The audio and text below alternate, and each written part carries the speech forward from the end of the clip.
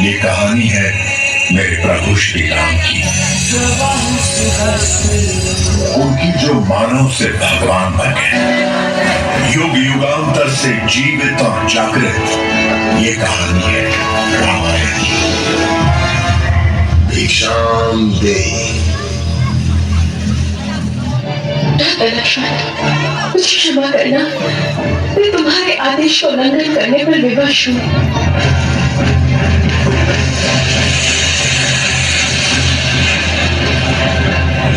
ये देखिए ऋषिराज,